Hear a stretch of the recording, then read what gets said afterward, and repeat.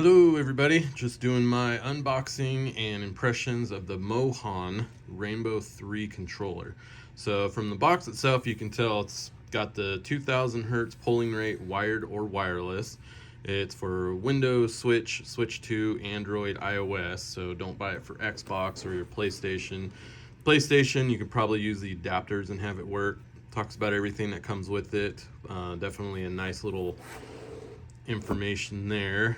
You got your two back paddles, your top claw buttons, and it does come with the newer capacitive anti-drift joysticks, so we'll get into that a little bit. And then of course just all the other instructions. So as far as unboxing goes, you do have your protective rings, which is definitely nice to see on controllers.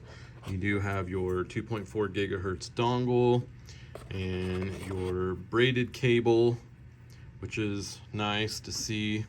And inside, like I said, you get the two longer ones and two shorter ones, and obviously a new D-pad too if you want to swap that out as well. So for the price of the controller, you do get a nice set of accessories with it, which is nice, especially for the price point. I think it was on sale for 60 bucks when I got it. It normally goes for 80. Mojhon did not send me this. I paid with it with my own money. So controller itself, you got your clicky buttons, always nice to see those. You do have all these other buttons here. It does come with the instruction booklet, of course, as well, to kind of explain all these as far as color changes, modes for the different presets you can set up on the app itself. Capacitive sticks. So do I notice a big difference between TMR and Hall effect with these? No. I would say tension, they're probably right around the same as what TMR is, so it's nice.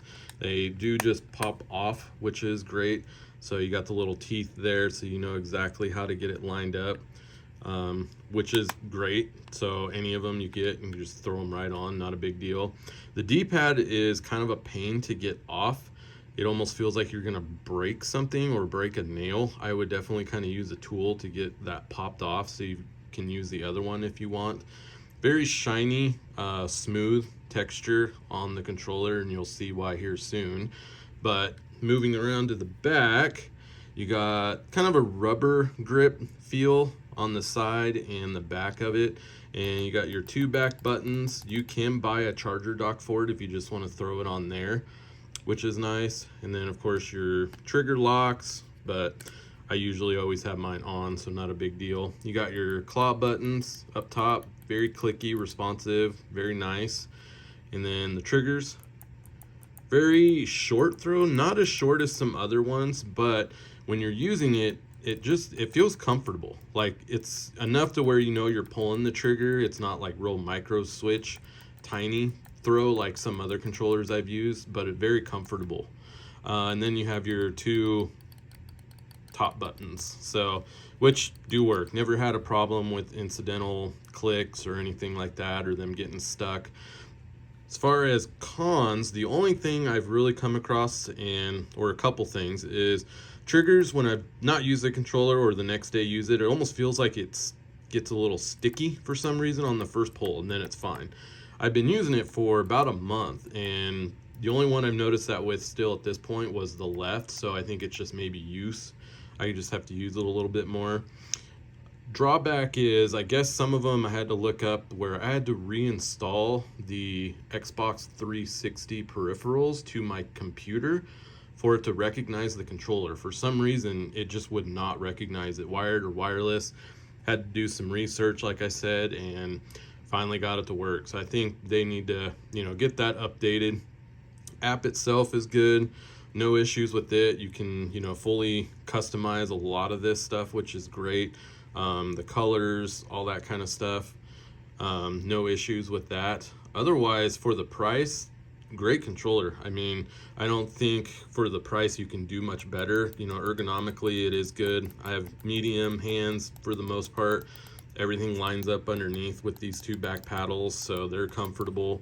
And as far as the colors, like I said, this is where it gets interesting with this one. If you are into RGB lighting, this thing is just ridiculous. So you can customize it in the app and it just goes through so many different colorways, like all the way down. I mean, it's the whole controller. You can get down here. I mean, if you want something that's always going to be glowing and you're into the RGB stuff, you can't go wrong with this controller, I don't think, out of the box. So, but let me know if you have any questions or concerns or things you want me to touch base on further reviews. Let me know.